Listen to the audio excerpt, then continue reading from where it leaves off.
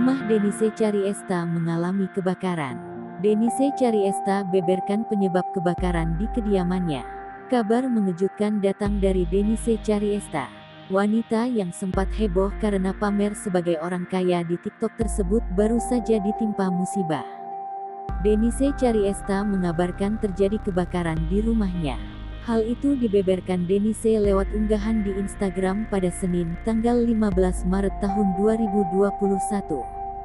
Ia menunjukkan detik-detik api melahap kediamannya. Tampak asap hitam mengepul dari rumah Denise. Sejumlah orang sibuk memadamkan api menggunakan peralatan seadanya. Mereka mencoba menyemprotkan air menggunakan selang hingga ember.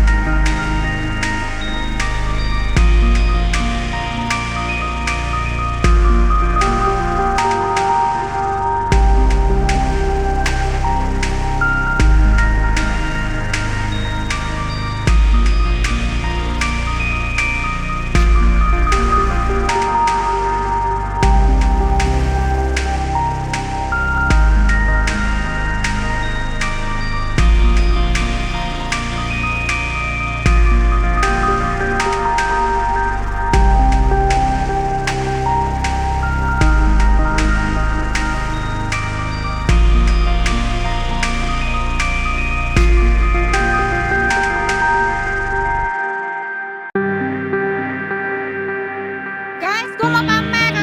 Lihat, rumah gue habis kebakaran, guys. Kebakaran terang melanda rumah gue. Rumah lu gimana?